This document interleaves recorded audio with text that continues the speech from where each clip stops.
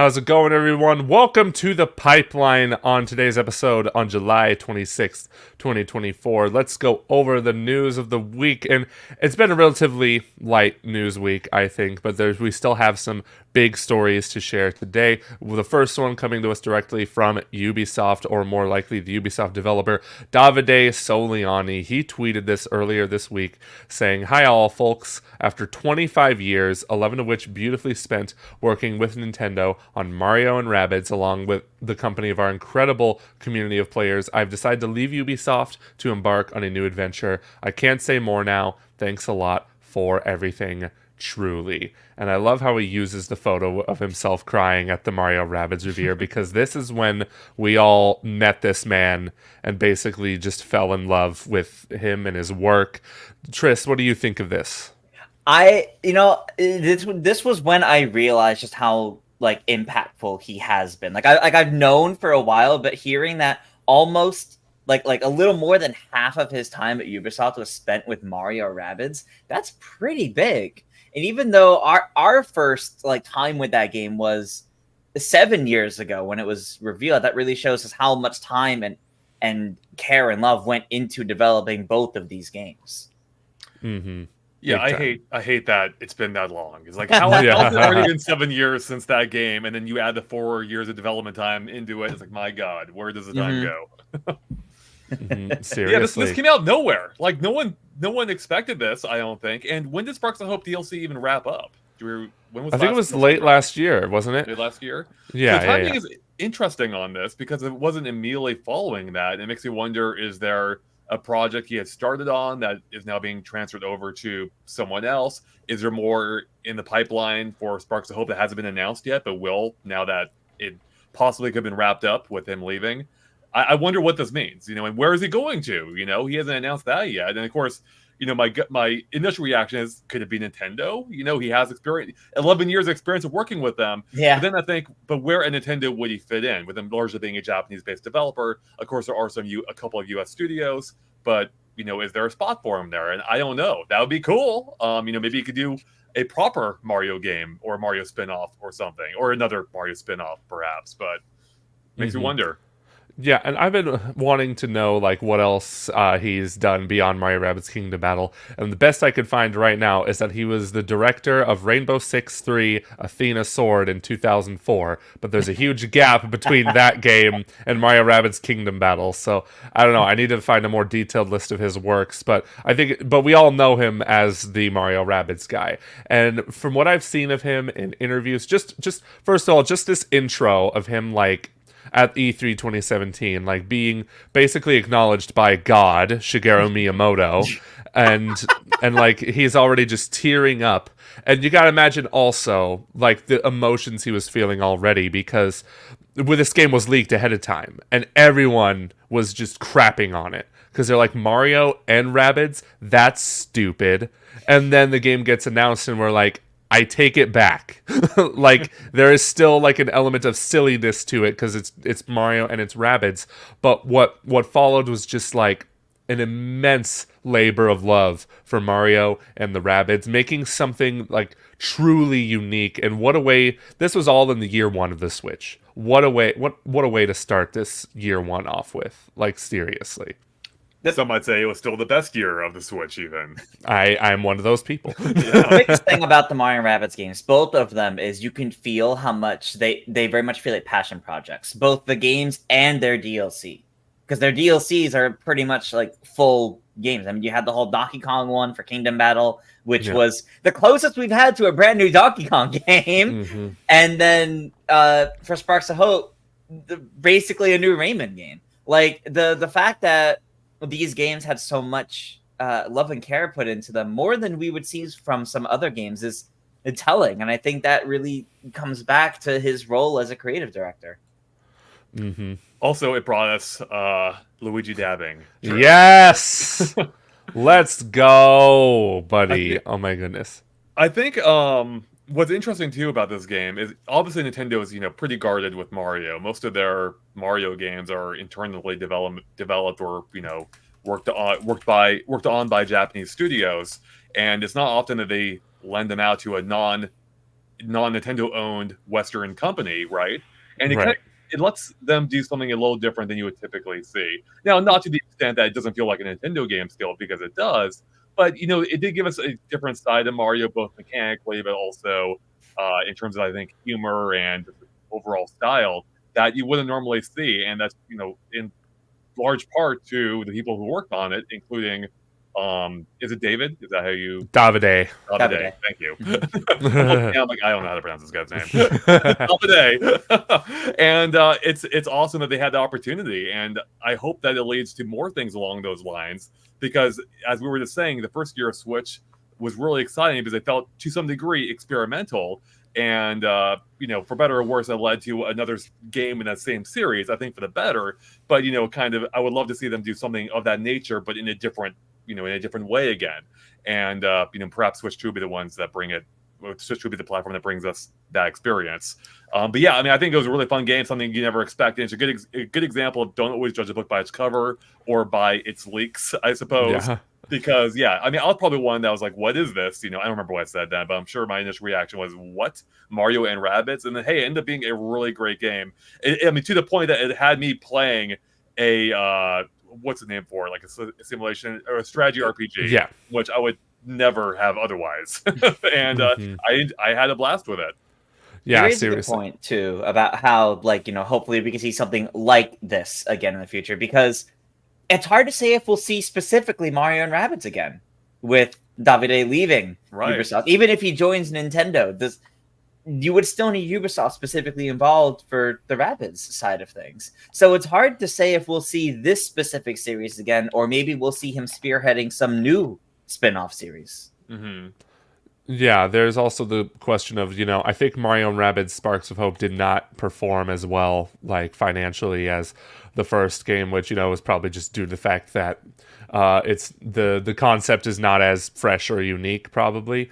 I personally am waiting for that Switch 2 patch, so those loading screens aren't 30 seconds long between battles. But yeah, I was really hoping we'd see more of these collaborations this generation. The most we got from Ubisoft and Nintendo was the Starlink and Star Fox collaboration. I played that entire. Do I even have my? I feel like I have my Star Fox little guy around here somewhere. But yeah, it would have been nice to see more. But they were focusing on Mario and Rabbids, and it's going to be interesting to see what the future of this franchise is, if there even is a future. And the biggest question everyone in the chat also is wondering is, where's Davide go from here? A lot of people are hoping that he gets hired at Nintendo. I'm sitting here not expecting that. I don't think that's what's happening. I'd love to be wrong, but I don't, for some reason, I'm not thinking that that's what's happening here.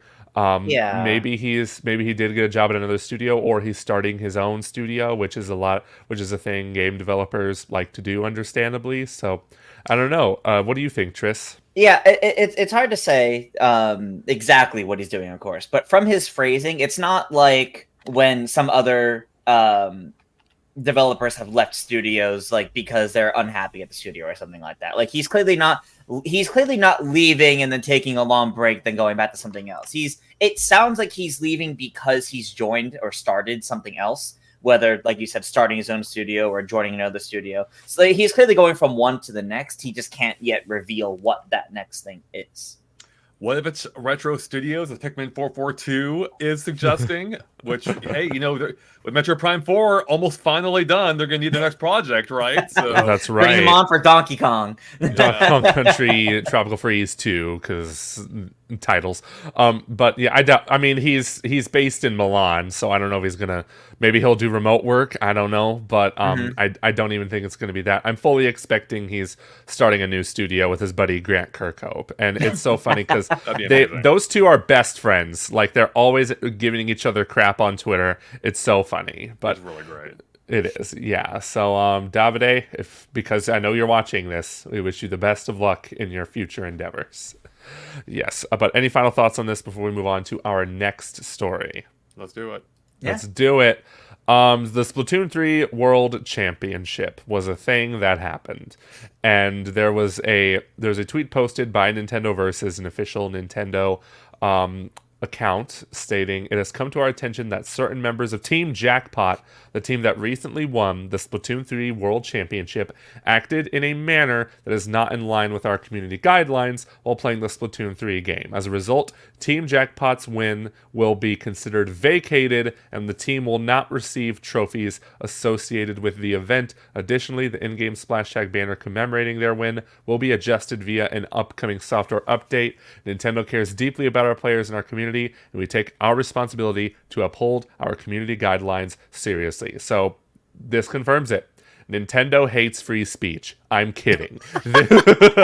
Here, don't be racist, pretty much. I looked into what... I'm not going to go into details on what makes Team Jackpot racist, because if you want to do that, go find out yourself, because I'm not trying to get demonetized here. But Jackpot good Racist lord. almost sounded like a team name. Jackpot Racists. Let's go. But yeah, so this is a great move by Nintendo, of course, because like that sort of just blatantly ignorant hate speech just should not be tolerated at all. What do we think of this? Wait, I'm thinking. Hold on, I'm thinking of. I'm sorry. I gotta interrupt this real quick. What? Hey, Davide. That is amazing. It's great seeing you here in the chat, assuming that actually is you and not an impersonator, but great seeing you here. I need you to prove it. And I need you to prove this, Davide, if that's really you. I'm looking this up right now. I'm just like, I need to look in your account, make sure, because you're going to... Yeah. That's exciting in any case, and now I feel really embarrassed about forgetting how to pronounce his name briefly. Wow. Come on, Andre. I am such a jerk. In any case, we should return to... Yes. The thing about this... Return to racism. The thing about this is... In reality, this is a completely good move from Nintendo, right? I mean, the community was upset about this as soon as all this info came out, like over a month ago at this point. And the fact that Nintendo's not just ignoring it, but they're actively doing something about it is good. Yes. I've seen, since this post has been made, I've seen people debating online, oh, but they're just kids. Like, well, that doesn't excuse anything, though. Not at all. Yes, it's been proven they were all like 13 to 15 when saying these problematic things.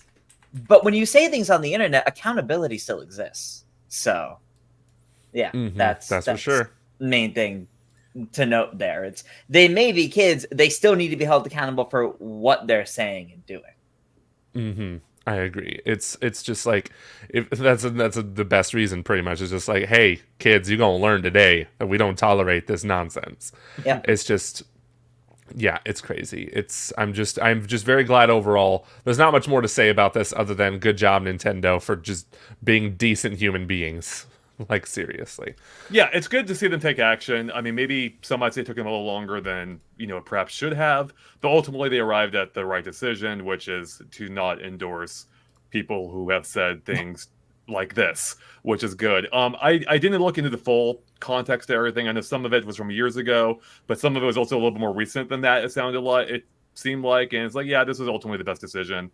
And it really makes me wonder for the future of the competitive Nintendo community, because it just feels like there's always something happening in that space in general. Maybe that's why we have Nintendo World Championships now, which has no form of interaction or way of chatting in game. So yeah, seriously. Yeah. So all right, I'm also like trying to do research to make sure this is the real Davide Soliani. And it might be. So have we confirmed it? I went on his channel. It's a travel vlog. The guy in it looks a lot like him. So I'm still not fully convinced because I'm still in pipeline mode. So I should go back into pipeline mode. In any case, assuming it is the actual person, it is great having you here. And big fan of Mario and Rabbids. Now that we're moving on from that story, I can talk about this. Yeah, big fan of Mario and Rabbids, Mario plus Rabbids, and Sparks of Hope. I can't wait to see what you end up doing next. So I'm really excited for it, even if it might be years before we find out. I don't know, maybe it'll be sooner. I don't know, but yeah, it's awesome having you here if that actually is you, and really excited to see what else you end up doing, regardless of whether it's Nintendo related or not. So. And if it's not you, then get out of here. Thanks for watching. Thanks for watching anyway. Stay here anyway. Stay here still. But all right, so let's move on to some Lego news. Some Legos have been announced. A new Lego set. First, it was leaked by those Lego leakers on the Instagram, they're very notorious for just getting things right, because I don't think Lego does any like protection of like their back end at all. So, a new Super Mario World Mario and Yoshi Lego set has been announced at San Diego Comic Con. It was on display at the booth. You can take the pre-orders in now. You can pre-order it for $130 US, which I know Legos are expensive. Fun fact. I feel like a lot of Nintendo fans discovered that this year. Like it's always been this way. Like maybe not always, but like recently, at least in the recent years, it has been. What's interesting is that the ages are 18 and up. That's interesting to me. I think that's because of these more like complex Lego sets. They're kind of made more so for adults, not because of any like problems, but because they're more complicated. So they're marketed more so for the adults that are going to indulge in their nostalgia, more than for kids to play with. Mm-hmm. I see. Yeah, totally. But it's got a crank, Triss. It has a crank. You can wind it up, and it does the little walking animation. Like I was doing my news update on this leak, and I didn't notice the crank until I was about to hit export. I'm like, no, I gotta mention the crank. And I love that. I love that it, like the Yoshi walks, swings his arms, and even like opens the mouth to get the tongue out. Like it's actually like really cute. Like the amount of animation this has with just the crank is like really cool. Yeah, I mean, it looks like it could be an actual animation in the game, which is great. And it's on, you can just keep cranking it to make it repeat like it would in a game. So yeah, I mean, this looks cool. If you're a huge Lego fan and a Mario fan, like this is, especially one, a retro Mario fan, or I guess this was in Mario Maker too, Mario and Yoshi. But yeah, especially for those like who grew up with the game in particular as Lego fans, I think they're gonna get a kick out of this. Myself, I feel like it's like I would be interested if it weren't Lego. I don't want to build it. I just want the thing to work. Just give me the thing as a non-Lego crankable item, and I'm there for it. But I think this is cool, though. It's probably gonna keep people busy for several hours, I imagine, building this thing. What I love is that it replicates the sprite work. I hope we get more things like this, because I do think that's actually really cool, because we haven't really had that yet. We've had like the Lego NES, the Lego question block, where it's like small little versions of the Mario 64 areas inside the question block. We've had the giant Bowser figure and like a piranha plant, but like this is actually like recreating like the sprite work, like basically each Lego being a piece, like a pixel. That's really cool actually, and I really hope they do more like that. Yeah, it's really creative. Like it really is. Like on first glance you think, okay, it's just a little 16-bit model, but then with the crank it's just like, all right, we're gonna crank that Yoshi, like Nintendo said. Nintendo. I'm sorry, Don. I called you Dan again. Said in the chat. Yeah, crank that Yoshi boy. Got a comment, Rare Sun, saying Mario's color palette is wrong. I've heard that. Apparently, someone suggested it's based on Mario's Missing, I believe. Chat, correct me if I'm wrong. I didn't look too deep into this. I think Mario World itself uses a subtler, like a less vibrant color palette. I'm going by memory. I could be wrong there. But that is interesting if it's not using the official, like, first party, original sprite work. And I wonder, like, why they decided that, or to what degree this is supervised even. Especially maybe if they're changing Mario's color slightly, but keeping the orange arms of Yoshi is definitely an interesting choice then. Also, today I learned that Yoshi has orange arms. I never once noticed that until you brought that up. Did you notice Link's pink hair in the Link to the Past? No, I'm colorblind. I'm just kidding. Yes, I was just like, Link, what you doing? Where'd you get that hair dye? Yeah. So I don't know. The color palette, who cares? This set looks so cool. But again, I probably won't buy it just because I don't really spend that much money on Lego. Yeah. People talking about how expensive this is. It's actually like one of the cheaper Lego sets, like we've seen from. I think the piranha plant's the cheapest of like these special ones, but. Yeah. I'm more likely to buy this Mario and Yoshi than I am the Great Deku Tree. As big of a Zelda fan as I am, that Great Deku Tree is $300. I don't think I want to drop that. I made a tweet about that when it was announced because everyone was complaining about the price, and I Franco on a noose saying first time. Oh man. Yeah, did I cut out there? You A did, little- but Did you miss the we punchline? got the gist Okay. of it. We got the punchline, so we You got the punchline? Good, thank God. Let's move on to the next All that story before matters. The next story being something a little less exciting, a little less. Well, it's exciting. It's just not in a good way. The video game voice actors are striking once again. The last time this happened was in 2017 over pay, wages, and whatnot. Because even today, even after this strike, video game voice actors are still, I don't think, is paid as well as like other voice actors in like animation.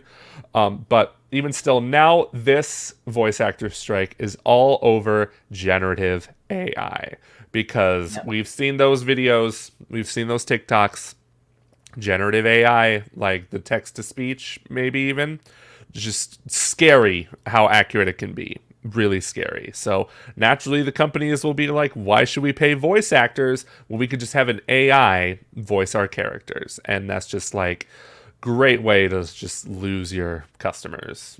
At least people like me who have people in the who know people who are in SAG-AFTRA, who are voice actors, not just even voice actors, but performance actors too with the mocap suits. So yeah, this is quite a big deal, and screw AI. Exactly. The Frankinator Gaming nailed it. Basically that. If we scroll down a little bit, we can see that Tim Sweeney of Epic Games supports the Screen Actors Guild's view that game companies shouldn't receive generative AI voice training rights on dialogue recording sessions. And basically that, like, screw AI. AI ruins everything. This is just... I'm glad they're striking. It sucks that it had to come to this. But seriously, like, this is the best way we can put our foot down. And this is coming right after the strikes last year for screenwriters and screen actors. Like, just basically also, I think that also had to do with AI for the writing side of things, too. So, what do we think of this, everybody? It's a difficult situation because it's wild that we got to this point in the first place, and the fact that there needs to be this fight in the first place. Like, all because the big corporations are looking for ways to save money, even though it's going to heavily impact their products negatively. Like, all these voice actors and from last year, the writers, like they deserve to have their jobs and to also up the quality of your products. But for some reason, that's a debate. Yeah, I don't get it. Yeah, I don't understand why anyone even wants it. Like, I understand from the company's perspective that they're just trying to save money however they can, which is, especially admirable. But I don't understand on the consumer side. Like, I've seen some people who defend it, and I'm like, why would you want anything that's created by like a cold machine? Like, I don't. Yeah. I've seen like some throw out like you have every NPC voiced and react to exactly what you're doing. And I'm like, yeah, but they're reacting not in a way that's at all sincere. Like, I don't care what some machine generates that they think would be suitable for what's happening in the game. I want something that came from someone's, from someone's heart and their brain, like an actual being, that thought about how this should work and what they're trying to convey.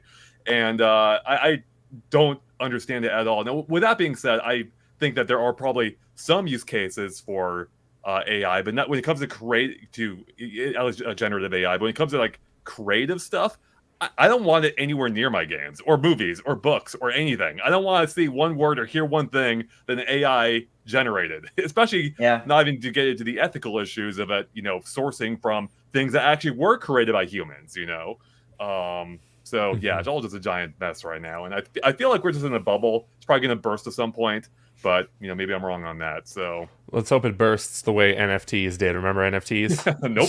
The problem is like it doesn't even save them the money they think it does. Like, we're seeing like bigger like generative AI problems of like Google losing all this money because of how expensive it is to keep those those things going.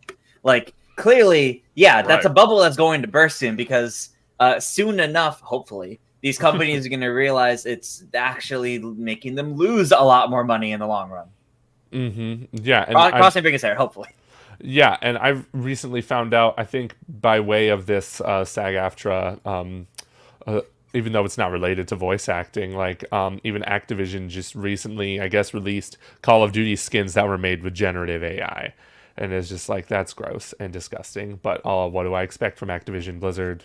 Uh, Yeah, it's just a mess, and I'm just thinking like I don't get like how people. So these companies want to save money, not just the game companies, but like so many companies want to save money using generative AI. I remember Tyler Perry was going to make an expansion to his studio until he found out that generative AI can basically take you anywhere you want. And I'm sitting here thinking, when you get rid of everyone's jobs, how is anyone going to pay for your product? That's my logic, at least. It's just like, I don't get how these companies think like this is going to benefit them in the long run. But those big men in suits, they don't have a conscience, and they don't have any like. I'm just going to go on my eat the rich rant, if you don't mind. They just don't have a conscience, and they don't have like any. They're just so rich they don't have any connectivity to the real world. So.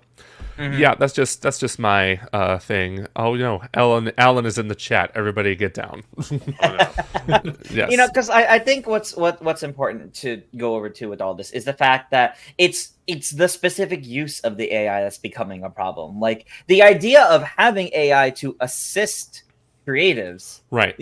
Like AI upscaling something, for example, or like AI assistance. Like typically, that's not a bad thing inherently, but when it's actively taking away from what people can be doing and getting in their way, or making them lose their jobs, that's a whole different issue. That is an issue. Yeah, a great example of good versus bad AI is for the Dune movies, part 1 and 2. For part 1, a CGI artist had to go in and painfully animate like every single frame of people's eyes to make them blue. But for Dune Part 2, they used AI to make sure that same artist didn't have to do that job again. So that's a good example of like, here's how to usefully use AI without removing people's jobs from the equation. And one potential difference there, I can't speak to Dune specifically, but I know the Avatar movies, the newer movie did this at least. I think on Planet of the Apes as well, the new one, is where they use deep learning algorithms, which I think is essentially similar to generative AI, but they train it all on internal data. They didn't use anything outside of what Wedi is that what they're called? Weta, thank you. Yeah. What Weta has produced themselves. So there's seemingly no ethical issues there. Right. But also, I did want to mention one thing with upscaling, Tris, because in a general sense, you're right. Although the recent speaking of Avatar, actually, the recent James Cameron 4K Blu-ray remasters have gotten hammered for their terrible use of AI, not for necessarily ethical reasons, just because it makes them look like garbage. Yeah, like it just adds random data that shouldn't be there. And at a first glance, it looks better, but when you start like analyzing, it's like, this looks like crap. Like it doesn't know what to do in some cases. No, absolutely. When I say that, I mean more of the intent behind that one isn't a bad one. It's not inherently unethical. It's the idea behind it is actually a good one. It's just you can't just run it through that machine and let it go. You still have to do something to it.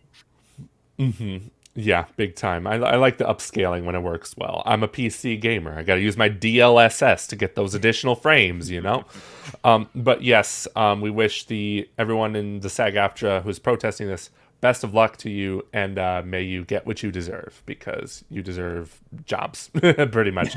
You don't deserve AI replacing you, pretty much. But let's move on to some more upsetting news, I should say, about Humble Games laying off all of their employees after multiple failed attempts to sell. I believe their parent company, Ziff Davis, who also owns IGN, they tried selling the company twice, or 3 times even. I forget. I'm trying to look in the article. But yeah, basically, pretty much everyone at Humble Publishing lost their jobs. And their statement regarding this issue said, "In these challenging economic times for indie game publishing, Humble Games has made the difficult but necessary, decision to restructure our operations." Oh, so it's a restructure.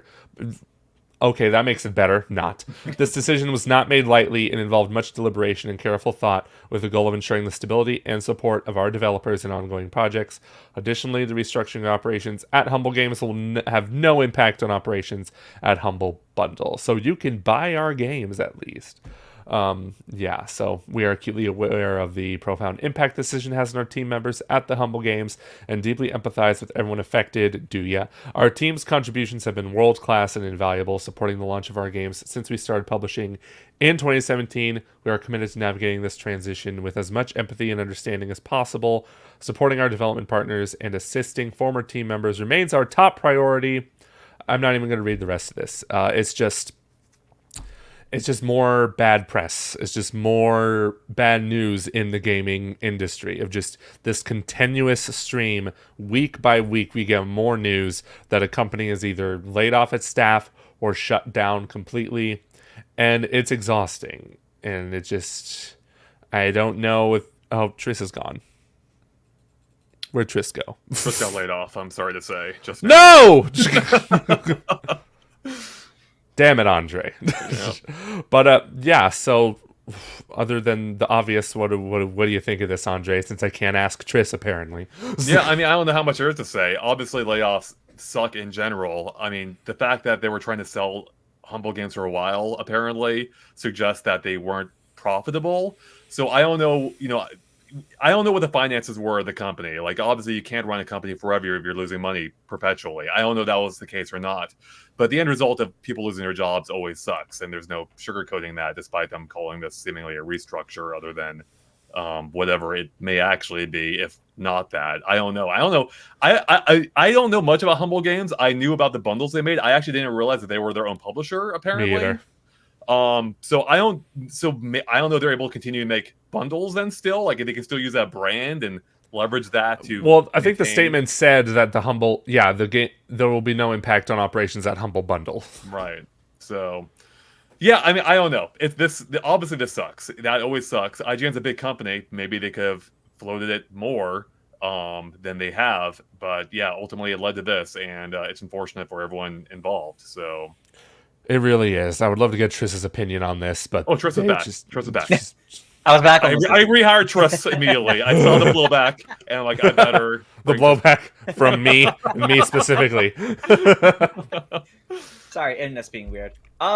Genuine question here with this. I was able to hear like the entire thing. How long ago did IGN's parent company Ziff Davis even acquire Humble Bundle and Humble Games and all that? Because wasn't that not like even a year ago? Or is time just nothing, and that was like 5 years ago? I have no idea. It's a great question. Let's see. Yeah, I also sent you a tweet, Andre, sent by Don, or as I like to call him, Nintendan, the man with a plan. Yeah, so it says this is from sounds like it's a former Humble. He's a journalist, Ryan T. Brown. He said, having spoken to multiple people at Humble Games, every single person was let go yesterday. For context, this tweet was made on July 24th. A third-party consulting company was hired to manage unreleased games plus the back catalog. The restructuring, quote-unquote, is that nobody works there anymore. It no longer exists. Upcoming games are still contracted under Ziff Davis. They're technically stuck in this weird middle ground where everyone they worked with is now gone, and they have to work with an agency to launch their games. Have seen said agency recently hiring publisher role positions. And somebody asked him what agency is it? He said, not going to say publicly, as would so easily lead to individuals getting harassed. Don't really blame the agency workers. So, yeah. Apparently it's 2017, by the way, is when IGN bought Humble. Okay, wow. Makes sense. So it was a while back then. Yeah. Okay. Mm-hmm. Yeah, this really does suck. And it's just like the fact that they're calling it a restructuring when it's so blatantly just not. That's just for optics, is what yeah. it says. That's just for optics. It's just complete utter clown stuff. I won't cuss this time.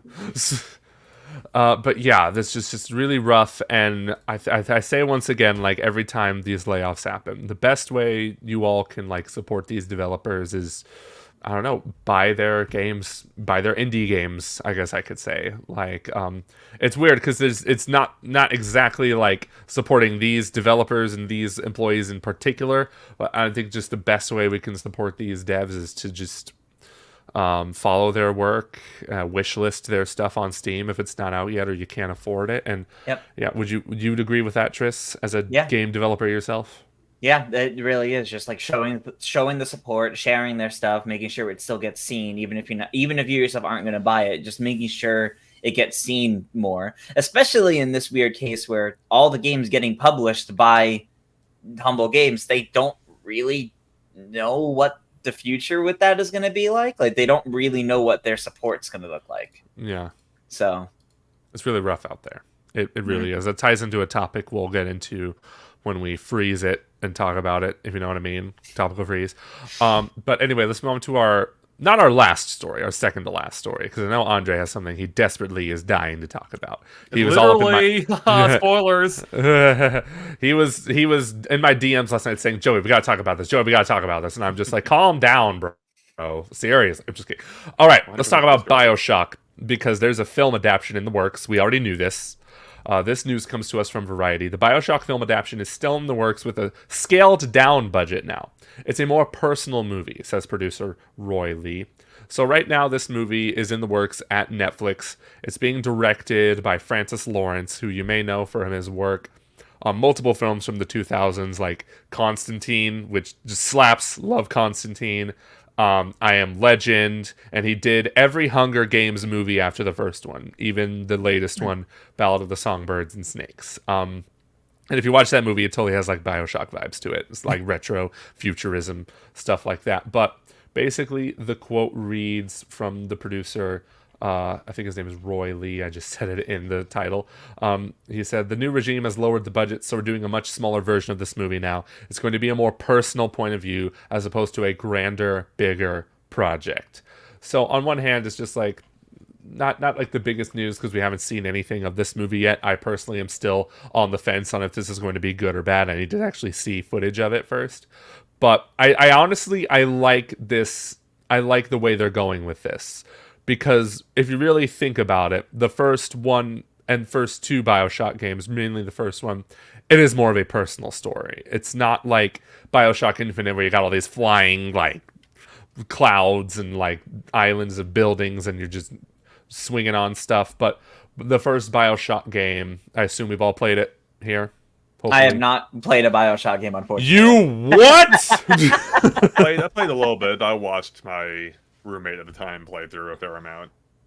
Yeah, so it's a very much a lots of smaller, like, yeah, when the game begins in the first one, at least, you see the big old city, but then the majority of the game takes place in like small corridors and you're fighting all kinds of like weird freaks that are hopped up on acid. Not really, but I thought I'd talk about this news because one, it's been a slower news week, but two, like movie tie-ins, video game movie tie-ins, if that's the way, like fascinate me, and I'm very curious to see how this movie turns out. I've been a fan of the director's works over the years, but he's a very hit or miss director at the same time. He's done a fair bit of duds here, so yeah, I'm still looking forward to seeing what this movie has to offer, but I'm not going to come out right and say, oh, it's going to be great, it's going to be fantastic, because I'm just like, also hit or miss as Netflix as a movie studio. So I just watched A Family Affair. What a crap movie. It's so bad. Yeah, I will say, like, initially, I feel like Bioshock is the kind of thing that you don't want to hear at a lower budget, because how? Like, it's the entire thing is filmed. The idea is it's an underwater city. That inherently sounds like it's going to be expensive to film. Now, we don't know what the budget actually is, or to what degree that'll affect the end result. And it could end up being a better product, perhaps, by forcing them to refocus on it being more personal. The last thing I want is another like epic scale, crisis type thing where it doesn't really matter because it's such a large, it doesn't feel personal because it's such a large problem. I feel like this applies to almost every Marvel movie. Like, I always check out in the final third because I just don't care anymore. Yeah, the city or universe or world is at risk again. Who gives a crap? I want to know how it affects the characters inherently. And so this may end up, this could possibly end up being better for it. Maybe it'll end up being worse. I don't know. I am happy it's a movie though and not another TV show, because although I like Fallout, it's like I feel like a movie in this case in particular is probably better suited for the property. Maybe I'm wrong, but because Bioshock, I feel like those stories aren't super long. and No, they they're not. don't need a whole lot of episodes even to surpass it. But yeah, I know what you mean. I know what you mean about the concerns about budget and whatnot. But a budget could be shrunk down for many reasons. Maybe they're not going to hire a star that requires like $20 million contract. So that already like brings the budget down. And if there's a lot of tight corridors, if the movie is largely set like inside, which the game is, you don't really see the underwater city that much. You really could get away with a lot on a smaller budget. They could probably just reuse the same like underwater hallway over and over, and you would never notice. Exactly, reusing assets, Yeah, game exactly. development. Yeah. Yeah, but we'll see if this movie even comes to fruition. Who's to say? But it sounds like they're really committed to making this happen. So I think if it was going to get canceled, this would have been when it was. So I think Yeah. I think they're exploring how to make it work, but they're confident they still can. yeah, I've been trying to look up the budget for the next Alien movie, Alien Romulus, because I think that's a lower budget film too, but I could be totally wrong because I'm not finding any solid numbers on it. But it still looks like epic, big time. It's just they don't have a lot of like stars in the movie. They don't have like a lot of like. Joey, I saw that the movie is set in space, and there were quite a few stars there. I hate you. Because I'm just like, wow, that was incredible. I wish I could have come up with that. But all right, Andre, now that you have the spotlight, let's talk about a thing that you've been wanting to talk about for a long time. Hell yeah, that's something a lot of people have been asking for forever, being 2 versus 8 now in Dead by Daylight. This game is quickly approaching being around for 10 years. And for much of that time, as far as I'm aware, I only more recently started playing a year and a half ago. I've become obsessed with this game. People have been asking for a 2 versus 8 mode, especially because we've since seen like other asymmetrical games that have leaned into having more killers, where you have like 3 killers in case of Texas Chainsaw Massacre, or multiples in the Killer Clown game that just came out. And they finally done it. They finally released a 2 versus 8 mode. It is so freaking fun. It is completely chaotic. Perhaps to some degree broken, but it is really fun. I don't normally like killer, but I actually tried it playing the killer role, I should say. I usually like being survivor and like running away from the killers. But playing as a killer last night with a friend, I had a complete blast. And I'm like, this actually may get me into playing this role that I normally wouldn't have. And it seems I'm not alone, because the queue for the game for survivors, which is normally, or for killers, which is normally pretty quick, was taking forever because there were so many people on the killer that they needed more people playing survivors, that they actually cranked up the bonus you get for playing by 400% for survivors, just to try and fill that queue so people aren't waiting for half an hour to get into a game as killer. But yeah, it's super fun, really changes how the game works, even if it is largely similar. And I think it's a great way to get introduced to the game, because the game is a little like it's simple on the surface, but there's a lot going on, and I feel like 2 versus 8 simplifies everything to a degree that's easier to get into, and especially with the fact that you can now play for free this weekend on Steam, because they have there's like a free version of the game available for nice. Yeah, so definitely recommend checking it out. Joey, you have no excuse now not to play as Alan Wake in this game, Right? And yeah. Only if you play as Lara Croft, I guess. I bought her. I do play as her, so very cool. That's so funny. I feel like she doesn't make a whole lot of sense. It's not like she's a horror game icon. Do they have any other non-horror game icons in this game? I'm not aware. As far as I know, pretty much everything. I guess the other more recent one would be the killer from Dungeons and Dragons, but they're still like horror adjacent. It's, even Lara Croft has dealt with some pretty gnarly, supernatural elements, and I thought they did a pretty good job tying it into the games.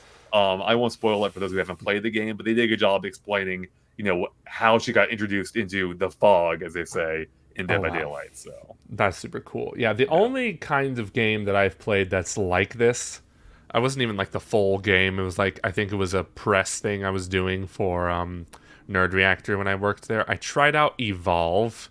Remember Evolve, where I think it was 4v1, and the one person played as a giant alien monster that would evolve over time, and then the 4 players would have to like kill it with like various classes. That's like the one time I've played what do you call this? Player versus everyone, or those kinds of games.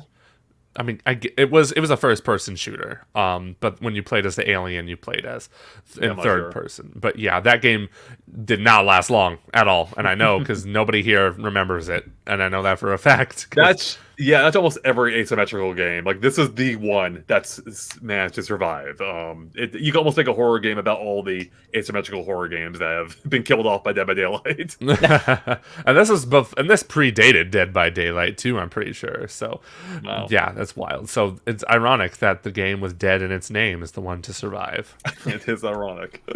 It certainly is. But if we have nothing else to say about Dead by Daylight, I think it's time we talk about our topical freeze topic for the day, which ties into, once again, I always have to do this because I'm not creative in the slightest.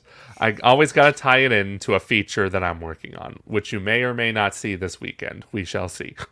So, there's been quite a bit of talk recently. I feel like every month, every other month or so, there's always somebody on the internet making a viral like video or a tweet or a post saying like, gaming is boring now. Gaming is not what it used to be. Gaming sucks now. It's just all the same stuff over and over again. And my first immediate thought to that is, you only play Call of Duty, stop talking. Like, that's always my gut reaction to that. But I've come to realize that maybe there is some truth to this statement. So I want to ask the jury here, starting with Andre. How do you feel about the phrase "gaming is boring" now? Do you agree, disagree, a bit of both?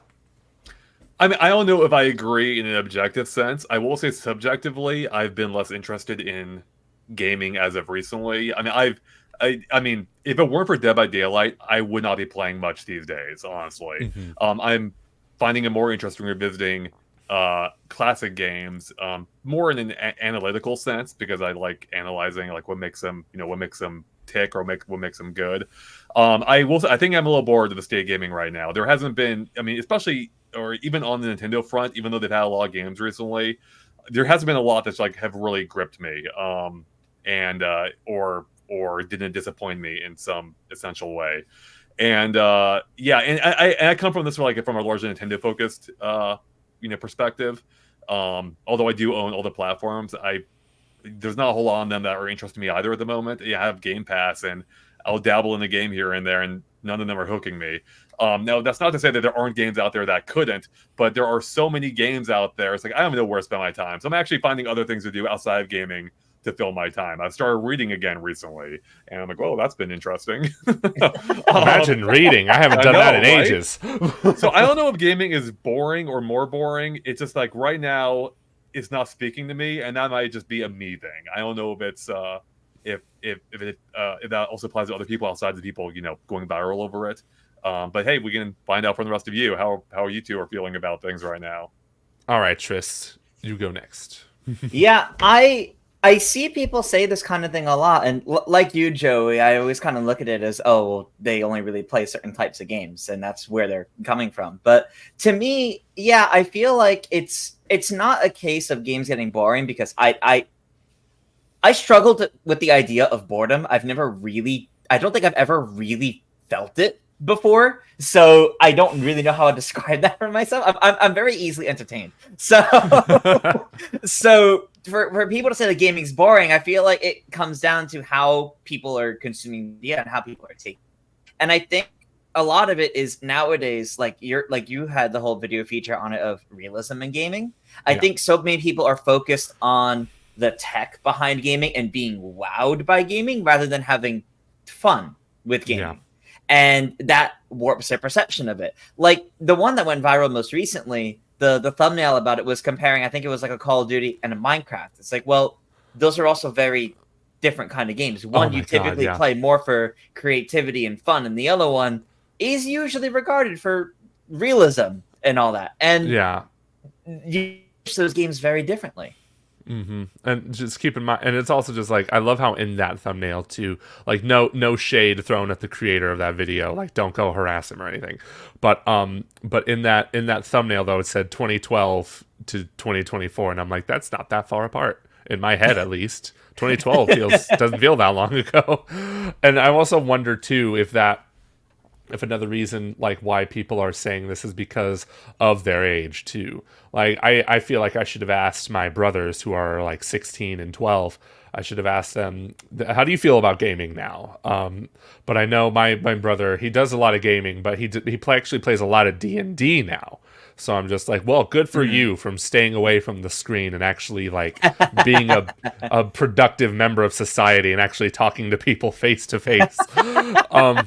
Unless it's digital D&D over. Oh no, calls. I went to his birthday. He was playing This is D&D great. with his pals on the table. It was really Oh, that's cool cool. to see. Yeah, and it was really like we did not like we all like watched them do it. We were just hanging out, but Right. he was doing it with his friends. It was really neat. But yeah, I think there is a lot to the statement of is gaming boring, because in a sense this ad nauseum in my features about realism killing gaming. And yes, Fawn, I probably did freeze for a minute. Get used to that. No shade, Fawn, no shade. I'm just annoyed that it happens to me too. But anyway, there's I think- lot to what are yeah. you saying, Andre? I think part of it is, I think gaming is, for me at least, looking at the broad landscape in the AAA space, like the bigger games that are marketed, people get excited for, the big drops. I think those are a little bit more boring than they used to be. I feel like they've kind of like consolidated around these similar styles of gameplay that I'm just kind of like over and sick of. Like I used to really enjoy some shooters, and I feel like that they aren't innovating nearly as much anymore. Maybe inherently, because maybe there's not much more you can do with them. I don't know if I agree with that, but and I think it even applies to Nintendo to some extent, where like like a Splatoon. And I've said this before. Like I feel like I've been playing the same game now for 3 iterations, and I would love for them to mix that up. And I think, but on the counterpoint, there are a ton of indie games out there, and which are doing innovative things. But at the same time, it's like there's almost too much to try and keep track of everything. Like you almost have to go out of your way to find things to enjoy, and that in itself can feel like work sometimes, know. And that's why I think a lot of people may just gravitate to things that they know, or things outside of gaming that they may be interested in to fill their time with instead. Yeah, I found some really good like indie games just scrolling through Twitter. Like there's a game that just came out. It's on Game Pass. It's Dungeons of Hinterberg. And it's like a cell shaded like dungeon action game, and it looks so cool. I need to try it out, but I'm also going through my backlog right now, so I'm like I'm trying to plan things out accordingly. I'm not the kind of guy that plays multiple games at once, because I'm just like that's crazy to me. How could I do that? What if I forget the plot of this game I played yesterday because I played another game? It's just my mind works. All the games are the ways. worst to come back to after a break. It's like, what the hell was I doing? So I played even just RPGs in general. I played Cyberpunk like 2 years ago, and I'm dreading going back to it because I'm not going to know what the hell I'm doing. Nope.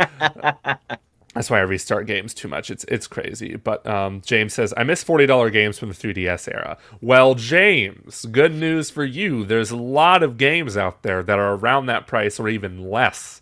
But like Andre said too, it does take a little bit of work to find them. But I really think it is kind of worth it to go through there. Like even if you're looking for a genre, like for me, speaking of shooters, I am a big shooter fan. I'm a huge fan of like a really good shooter, but especially the boomer shooters, the Dooms, the Wolfensteins, basically just the games where you're just strafing and there's no cover and there's no reloading, those kinds of crazy games. Now Steam has a boomer shooter category.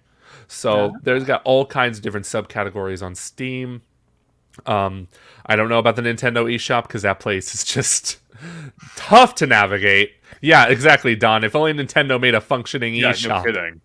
That thing is such. I don't know how they haven't improved its performance across 7 years now. It sucks to load. I don't want to go into it because it sucks. It doesn't run well. I buy stuff off the website. I actually just actively use the website instead. But yeah, I think if you're paying attention to the AAA space, if you're only paying attention to the AAA space, I totally get where you're coming from.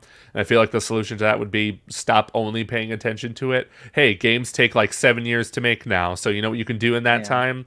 Go back to your backlog, find an indie game that you've never heard of from a developer you never heard of, and just go from there. Or even so, maybe the hobby of gaming is just not for you right now. Maybe go find a new hobby or nurture one you used to have. Like, for example, I've been wanting to shoot some more video, shoot some more short films. Maybe I would go and do that if I ever find like myself in a gaming rut. But yeah, any other takes on this before we move on to our shout-outs? I mean, it definitely can be a nostalgia factor too, of Yes. people reminiscing over when games were good. If you ask someone 15 that question, someone 20 that question, and someone in their 40s that question, they're all going to have a different answer for when gaming was good, because it's all going to go back to a time when they most enjoyed games, usually as kids. And I think it's a case of more so either losing or missing that sense of childish whimsy with these games that might be there, but you don't look at it the same way. Right.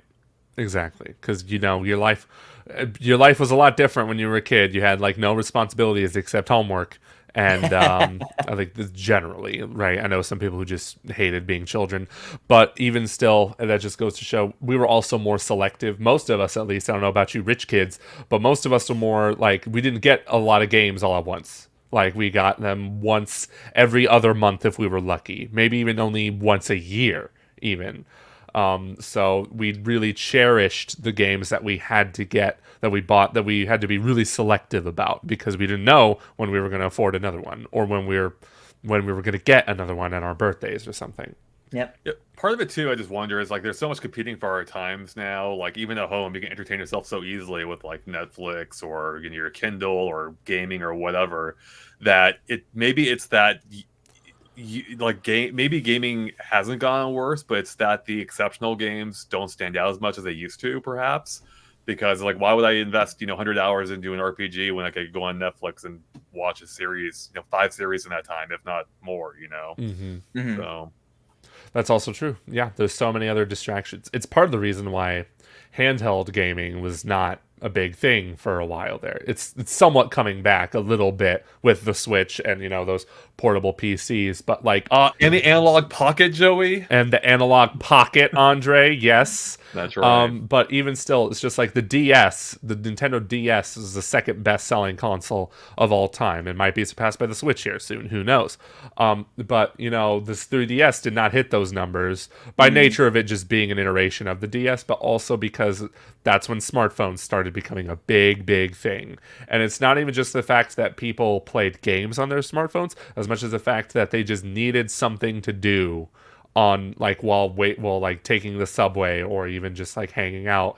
So they just took to social media instead of just taking it to PictoChat and squashing your beef there. Like, it's just like the necessity for handheld gaming has really died down during that time. So yeah, that's pretty much it. Is just like there's a lot more distractions now than ever, which is part of why people may not be as interested in gaming as much. Nintendo says it could be worse. It could be PS Vita. Don't hate the Vita. Don't hate on the Vita, my man. All right, we got a question from Johnny. Any updates for our Nintendo Direct? Tris, just thinking about it. I guess it's for you, Tris. So tell us, Tris, what do you know? What do you know? 1 month since the June Nintendo Direct? Typically, there wouldn't be another one until September. So I wouldn't say we're really on the lookout until early September. If there is going to be one in September, that's the question. That's it. Yeah, that's if there will be one. Mm-hmm. Yeah, I don't think we'll get one until we get the Switch 2 announcement. So whenever that ends up being. Yep. Yeah, we'll see. I feel like it could go either way. Like, if we do get a Direct in September, I feel like that means, okay, we're not getting a Switch 2 announcement until January, maybe even March. But again, what are they even going to show in a September Direct? Which is just like, because especially if the Switch 2 is coming out soon. Nintendo Direct Mini, Partner Direct. I can get creative here too, guys. All right. So I think we've wrapped it up on the Topical Freeze here, but let's give a shout out to Tom, because he just went to Bit Summit in Kyoto, Japan. He got to play lots of different indies there, and he even just came out with a video talking about 10 indie games to wishlist on Steam, or just wishlist in general. But indie games, more often than not, always release on Steam. So That's just one way to keep track of your games. So you definitely have to check that video out. There are some interesting ones in there. If you're bored of gaming, check out that video. So. Exactly. Oh, there's an idea for my feature, Andre. Promote that video. Promotion. Love it so much. But anything else we wanted to shout out today? Anything in Shout out particular? to Robert, one of our members. Said, howdy, y'all. Howdy, Robert. Hope you're doing well. Howdy, Robert. Yeah. From Texas, I assume. I'm just kidding. I don't know. Well, I am in Texas, so Tejas. that. That's right. And look at that. We had a pipeline episode that's not much longer than an hour. Good job, everybody. Good work. Yeah. Good effort, team. But yeah, thank you all so much for watching this week's episode of The Pipeline. Hopefully next week is going to be a slightly more, I don't know, I don't want to say eventful because we still covered some eventful topics, but it's been slow, at least on the more Nintendo uplifting, front. Exciting topics. More uplifting. Yes, exactly. Because my oh my, just lots of sad news. But at least we got Dead by Daylight 2v8, right, Andre? That's right. The highlight of the week. That's right. All right. Oh, Robert said Florida, actually, but I go to Texas in August. Very nice. What are you going to Texas for? QuakeCon? I hope QuakeCon shows off Doom, the Dark Ages, but that's completely besides the point. But again, thank you all so much for watching, and we will see you all next week. Bye-bye. Bye, everyone.